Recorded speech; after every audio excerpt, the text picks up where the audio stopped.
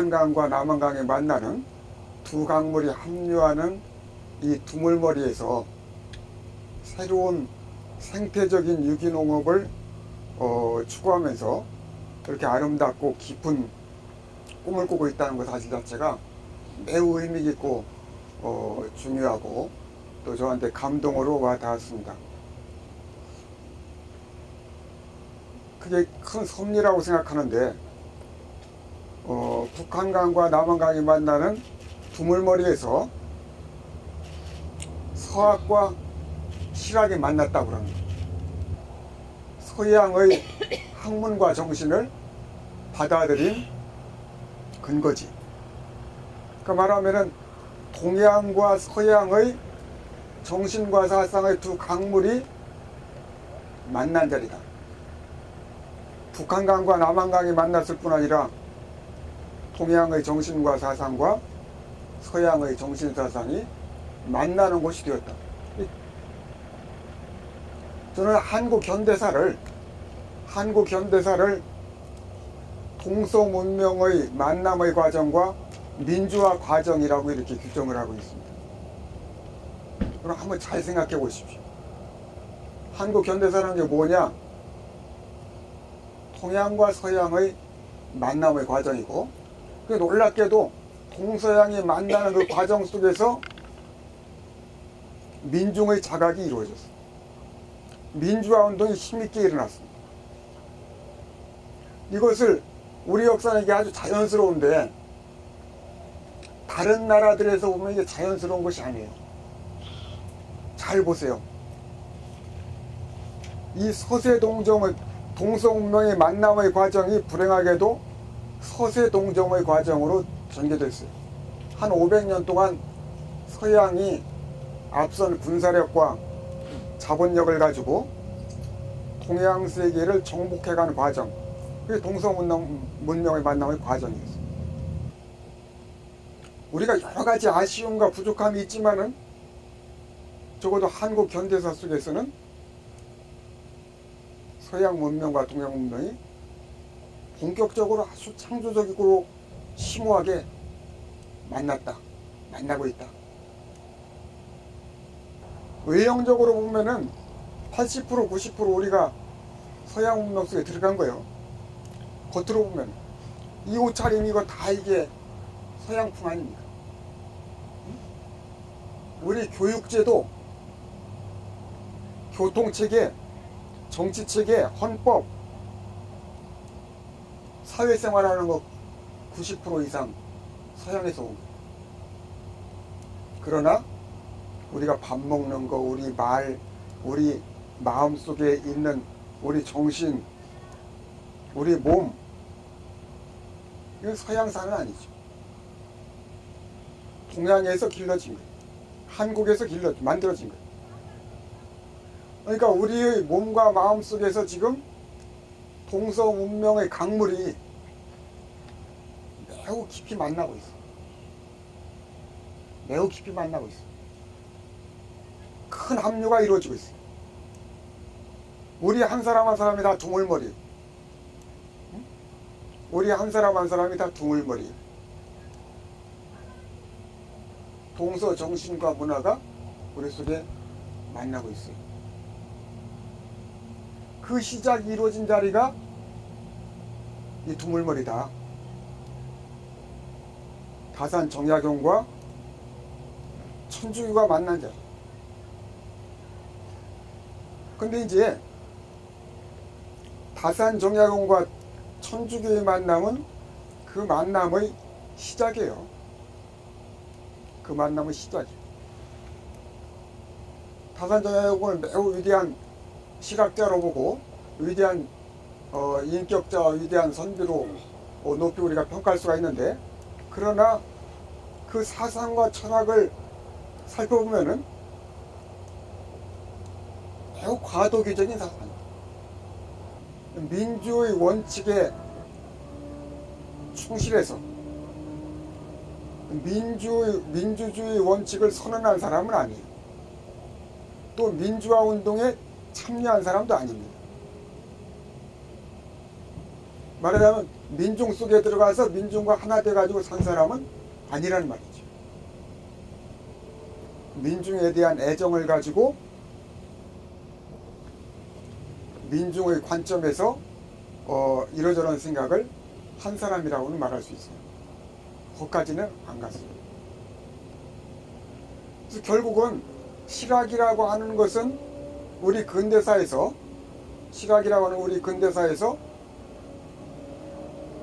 이 근대화를 나라를 바로잡는 일을 하려고 하다가 실패하고 그냥 역사의 뒤안길로 지나가 버렸어.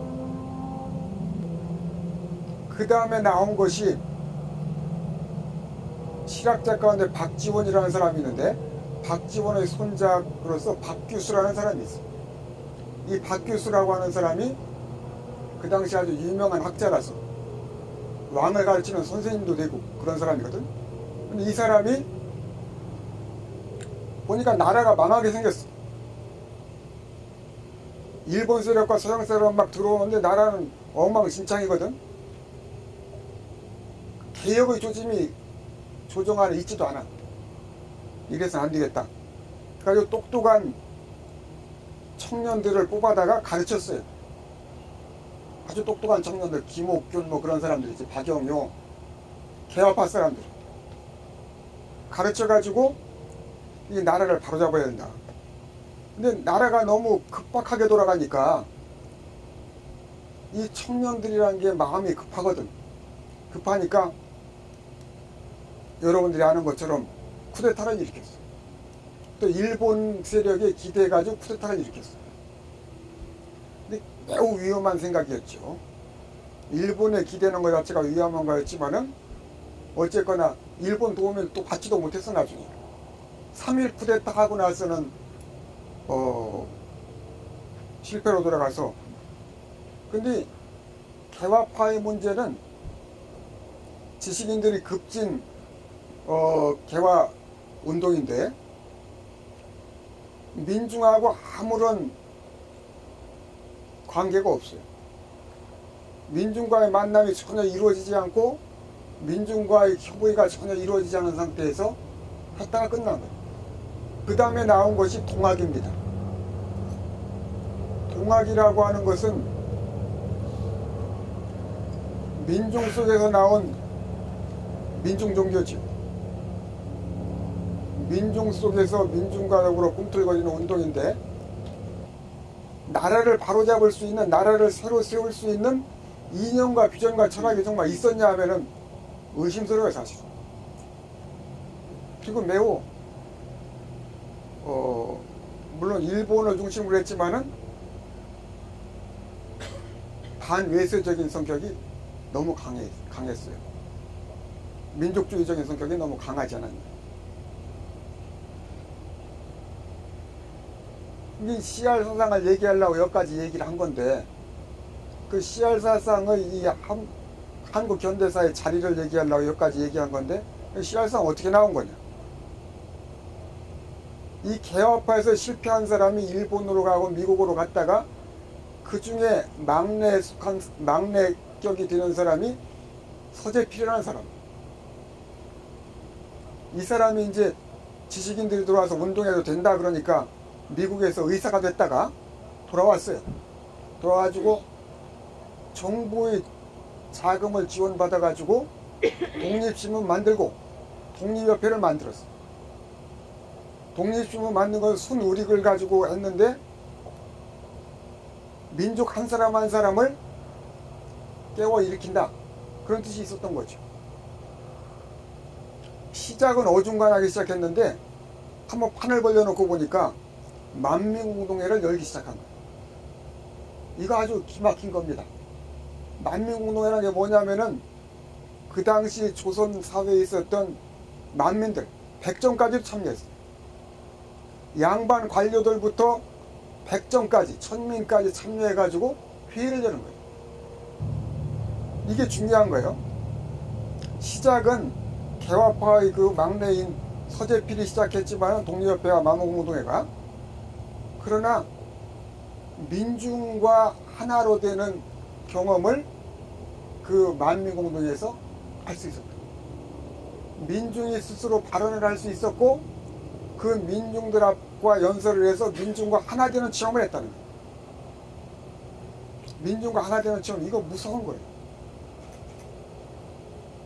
민중과 하나 되는 체험에서만 비로소 정말 창조적인 정신과 철학이 나와요. 다 버리고 밑바닥으로 내려가서 민중과 하나로 만날 때 비로소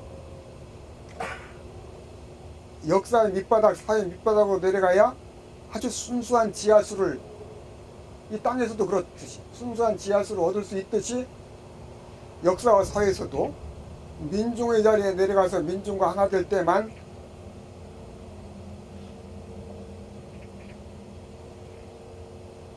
모든 사상을 회통할 수 있는 대종합의 사상이 나오고 아주 순수하고 창조적인 사상이 나올 수 있다.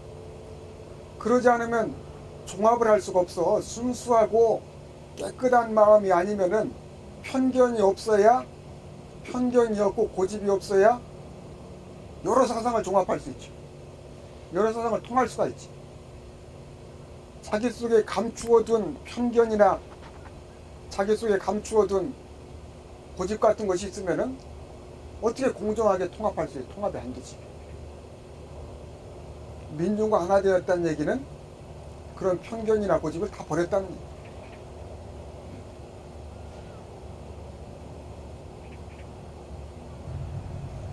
이 안창호가 1907년에 미국에서 돌아옵니다. 왜 돌아오냐면은 1905년에 을사보조약 맺고 나라가 망해가는 것 같으니까, 나라가 망할 것 같으니까 교민사업을 접어두고 한국으로 들어와요. 들어와서 만든 건 신민회예요. 비밀 독립운동 조직이에요. 그 조직운동의 첫 번째 강령이 뭐냐면은 나라의 토대이며 주체인 민을 깨워 일으켜야, 주체로 일으켜야 나라를 되찾을 수 있고 나라를 바로 세울 수 있다. 나라의 주체와 토대인 민을 깨워 일으켜서 주체로 세워야 나라를 되찾고 나라를 바로 세울 수 있다. 이것이 신민의 첫 번째 목적이고 원칙이에요.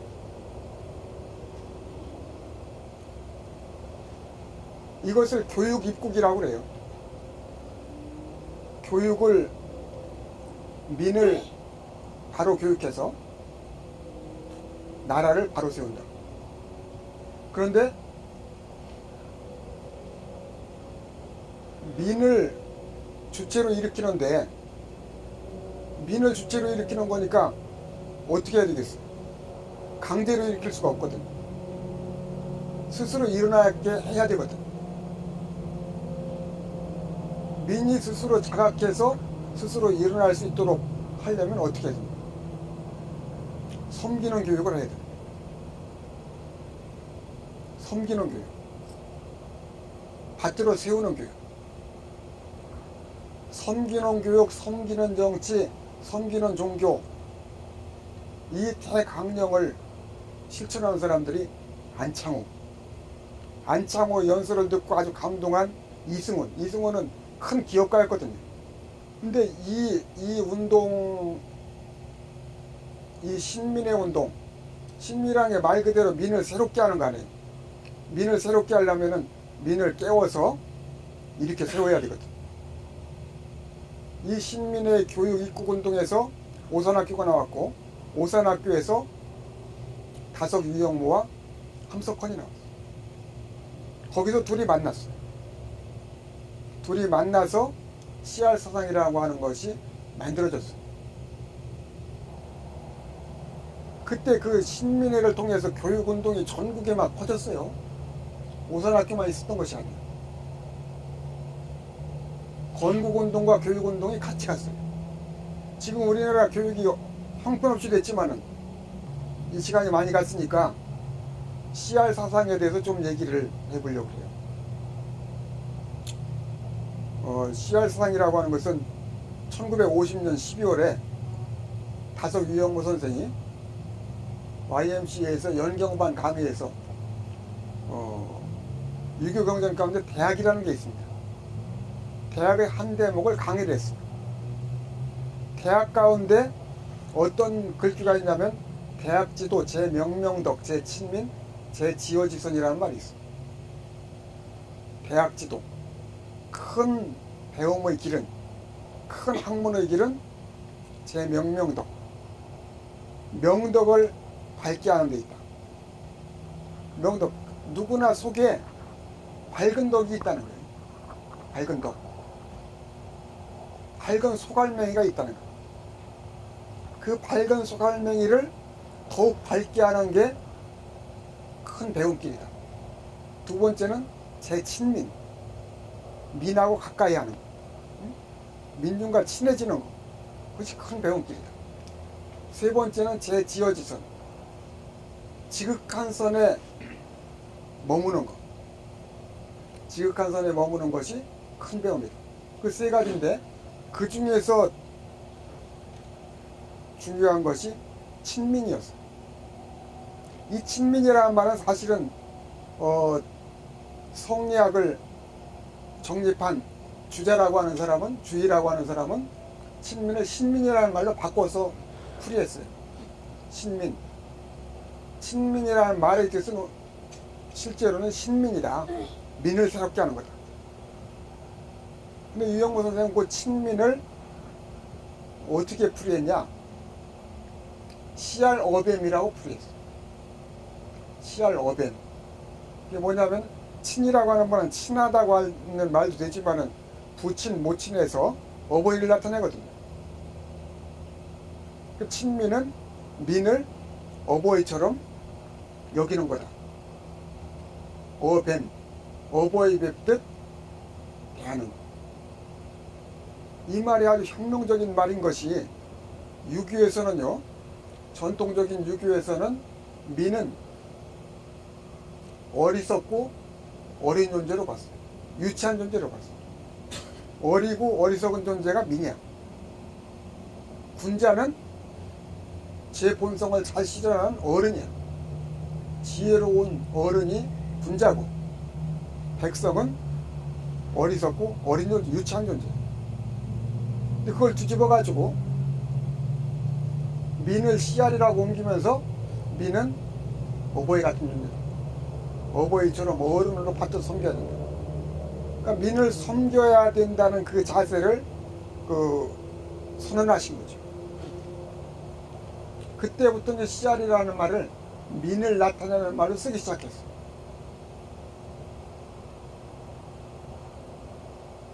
근데 민을 씨알이라고 표현했을 때는 우리가 깊은 의미가 또 있어요. 우선 민도 사람인데, 사람은 보통 역사적이고 사회적 존재라고 볼 수 있는데, 씨알이라고 하면은 자연 생명을 대표하는 거 아니에요. 농사할 때 하는 씨앗, 종자, 그게 씨알이거든요. 그리고 또 동물 속에서도 수컷에 씨가 있고 암컷에 알이 있잖아요. 사람도 그렇지만 그 씨알, 그건 자연 생명이거든요. 사람을 씨알이라고 부름으로써 역사 사회의 인간과 자연 생명의 알맹이를 통합시킨 거예요. 자연 생태적 차원과 인간을 통합한 표현으로서 씨알이라는 말을 쓴 거예요. 인간은 자연 생명, 자연 생명의 씨알맹이다. 생명 진화의 역사가 수십억 년 진행되어 왔는데, 그 생명 진화 역사의 씨알맹이, 그 씨알맹이가 사람이라는 거예요. 씨알이라고 하면은 하나님의 생명, 하나님의 거룩한 영, 그것의 불씨가, 씨앗이 사람 속에 있다. 우리가 하나님의 자녀라고 하는 것은 우리 속에 하나님의 형상이 있다, 하나님의 생명과 영의 불씨가 있다. 그런 말이에요. 그러니까 씨알이라는 말로써 자연생명, 인간생명, 신적생명이 통합되는 개념.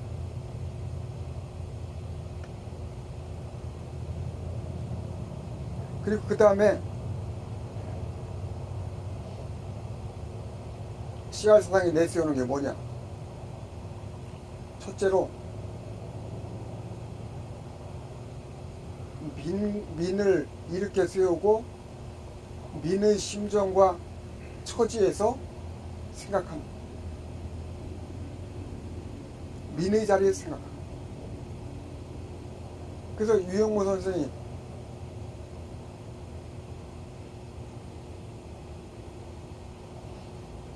햇빛에 그을른 농부의 얼굴이 화광동진이다 그랬거든. 노자 도덕경의 진인, 진실한 사람, 참 진리의 사람, 최고 높은 경지인 게 진인 아니에요? 진인의 최고 경지가 화광동진이라 그랬어.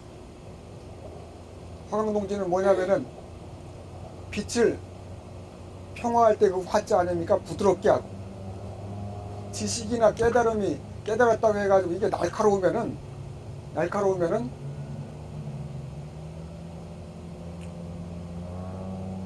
그게 제대로 된 깨달음이 아니야. 정말 깨달은 사람은 자기 깨달음의 그 의식이나 지식을 부드럽게 해가지고, 동진, 진은 티끌이거든요. 티끌과 하나가 될 수 있어요. 빛을 부드럽게 해서 자기 속에 있는 생명의 빛, 진리 빛을 부드럽게 해가지고 누구나 쉽게 접근할 수 있게 해가지고 티끌과 더불어 하나가 될 수 있는 경지. 그것이 진인의 경지거든. 근데 햇빛에 그을린 농부의 얼굴에서 화광동진을 본다 그랬으니까, 그것이 화광동진이다 그랬으니까, 햇빛에 그을린 농부가 진인. 민중신학에서 오늘의 노동자 농민이 예수다. 오늘의 예수는 노동자 농민이다. 이런 얘기를 했는데 50년대 유영모의 글을 보니까 그 얘기가 많이 나와요. 노동자 농민이 오늘의 예수다. 민중신학, 해방신학을 매우 일찍이 앞지른 거예요. 함석헌 선생은 물론 30년대 성서 입장에서 보면 조선 역사에서 민중을 중심에 놓았지. 함석헌 선생이 생각하는 백성이라 산다, 그런 말 하셨죠. 생각하는 씨알이라 산다. 이 말이 의미 있다고 생각해서 일본에서 철학운동하는 분이 국경대학 가가지고 함석헌 선생 소개하면서 생각하는 백성이라 산다, 그런 얘기 했더니 거기 교수나 철학 학생이 이해가 안 된다는 거야. 생각하면 머리만 아프지 생각한다고 해서 뭐 돈이 나오냐, 쌀이 나오냐, 뭐가 나오냐, 생각하면 산다고 하는 게 말이 안 된다는 거야. 생각하면 머리만 복잡하지. 근데 유영모 선생과 함석헌 선생은 생각이라는 건 그런 걸로 보지 않았어. 예전에 잘못된 표현이지만 생각을 날생자고 깨달을 각자로 보통 많이 썼어요. 국어학자들에 의하면은 그거는 본래 우리말이 아니라는 거야. 생각은 그냥 우리말이지 한자로 그렇게 쓰는 말은 아니래. 그러긴 해도 유영모 선생님은 생각이라고 하는 것이 뭐냐? 생명의 자각행위다 그랬어. 생각이라고 하는 삶에서 우러나오는 거다. 삶에서 나오는 것이 생각이다 그랬어. 함석헌 선생은 땀 흘려, 이마에 땀 흘려 노동할 때 머릿속에서 맑은 생각이 나온다 그랬어. 땀 흘려 노동할 때 머릿속에서 맑은 생각이 나온다. 또 유영모 선생은 몸에서 생각을 캐낸다 그랬어. 몸에서 생각이 나오는 거야. 이처럼 생각이라고 하는 것이 그저 머릿속의 사변이 아니라 근심 걱정이 아니라 생명에서 솟아나오는 거예요. 몸에서 캐내는 거예요. 노동에서 나오는 거예요. 그 생명을 살리는 생각이죠. 우리 영혼을 살리는 생각이에요. 서양 사람들은요, 원래가 그렇지만은, 원래 생각하는 백성이라 산다는 그 말 속에는 생각하는 이성과 신적인 영성을 통합해야 된다. 자연 생명과 인간 지성과 영성을 통합해야 된다는 생각이 그 안에 들어가 있어요. 그것이 아마 인간의 사명이고 보람일 것이고, 그리고 인류 문명과 인류 역사의 목적일 거예요. 어떻게 하면 자연 생명과 인간 지성과 신적인 영성이 통합될 수 있는가.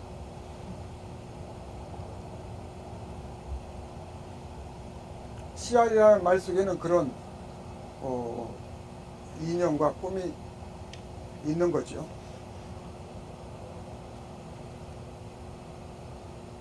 그래서 유영모 선생이나 함석헌 선생의 씨알상에 의하면은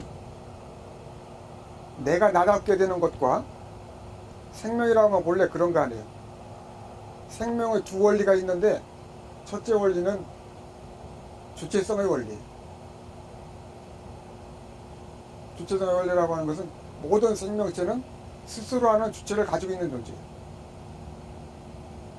주체라고 하는 건 내가 나답게 되는 거예요. 내가 나가 되는 거예요.